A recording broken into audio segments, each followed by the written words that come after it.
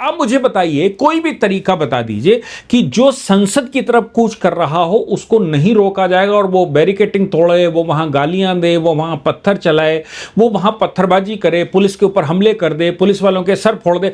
क्या सोल्यूशन है? कोई भी संभ्रांत व्यक्ति देश भर का बताए कि इसका सोल्यूशन क्या है। मुझे बता दीजिए, मेरा बेटा अगर मुझे मारने के लिए दौड़े तो उसका सोल्यूशन क्या है? मेरे छोटे भाई मारने के लिए दौड़े तो उसका सोल्यूशन क्या है? मेरा घर तोड़ रहे हो तो उसका सोल्यूशन क्या है?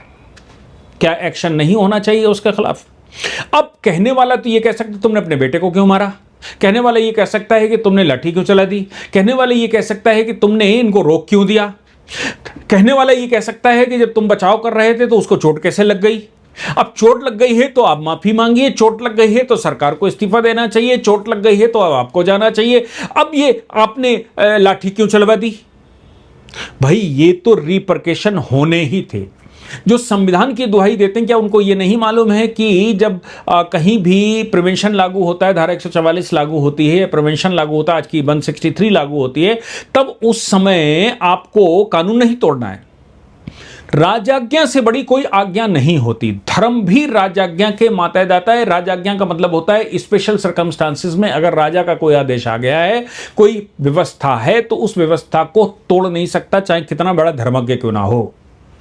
और धर्म कुछ नहीं है। धर्म का मतलब है कि आप अपनी मर्यादाओं में रहिए। भगवान श्री राम को धर्मज्ञ इसलिए कहा जाता था क्योंकि वो अपनी मर्यादाओं में रहे, इसलिए उनको मर्यादा पुरुषोत्तम श्री राम भी कहा गया।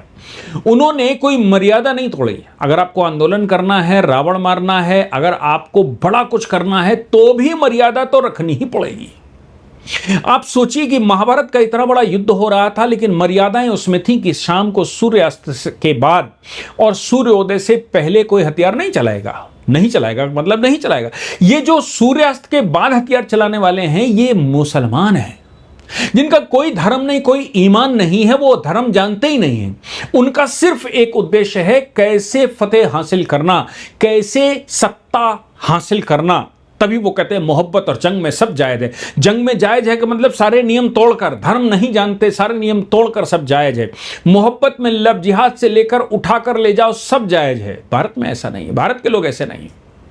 तो फिर जब आप कहते हैं कि नहीं, मोदी जी की मां को गाली देते हैं, मोदी जी के परिवार को गाली देते हैं, आप वहां सरकार को गाली देते हैं, आप हिंदू देवी देवताओं को गाली देते हैं, आप जब वहां खड़े होकर यह कहते हैं कि भारत मां तो मां है, बाप तुम्हारा कौन है।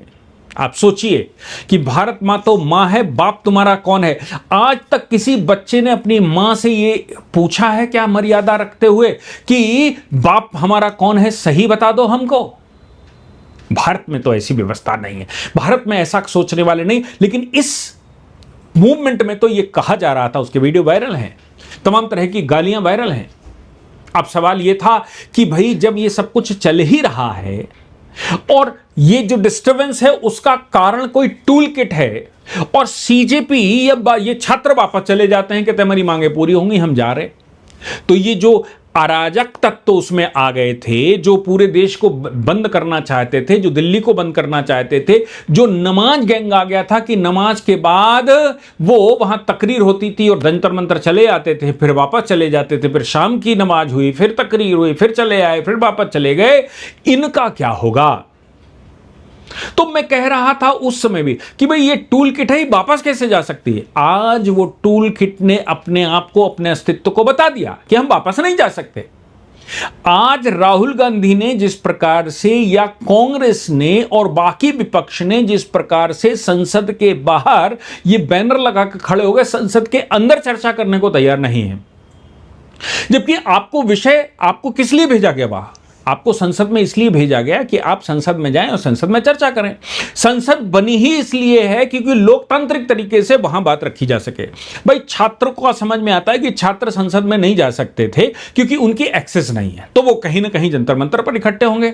लेकिन जिनकी संसद में एक्सेस है उनको तो संसद में ही बोलना है। उनका काम ही, लोगों ने, जनता ने तुमको इसलिए चुनकर भेजा कि संसद में जाओ और संसद में कानूनों की व्याख्या करो, संसद में कानूनों का इंप्लीमेंटेशन कैसे हो, कानून बनाए कैसे जाएं, उनके रेगुलेशन कैसे बनाए जाएं, वो फुल प्रूफ कैसे हो। आपके पास सजेशन हो तो वहां पर रखिए, अमेंडमेंट रखिए जो आप ला सकते हैं, तो वो आपको रखने चाहिए।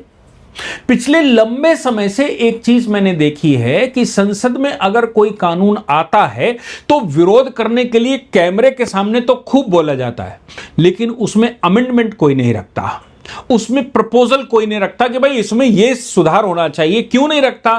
क्योंकि प्रपोजल रखने का इंटेंशन नहीं, क्योंकि सही कानून बनाने का इंटेंशन नहीं, इंटेंशन तो डिस्टर्बेंस करने का है, इंटेंशन तो संसद के अंदर वीडियो रिकॉर्ड करके और उसको वायरल करने का है।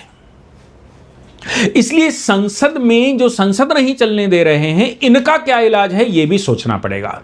मुझे लगता है कि इस बिल के साथ साथ एक और बिल लाना चाहिए, जो बिल यह बताए कि जो लोग संसद को डिस्टर्ब करने वाले हैं, जो संसद में आना नहीं चाहते, संसद में चर्चा करना नहीं चाहते, संसद के सदस्य हैं वो, और वो अगर संसद में ना जाएं, संसद के बाहर हंगामा करें, संसद को बंद करवाएं, वहां के बिलों पर चर्चा न करें, जो विषय उनके पास है उन पर वहां चर्चा न करके रोड पर उतर कर आएं और ये कहें कि हमें कुछ क्लैरिफिकेशन चाहिए प्रधानमंत्री से, तो क्या प्रधानमंत्री क्लैरिफिकेशन करने आपके घर जाएगा?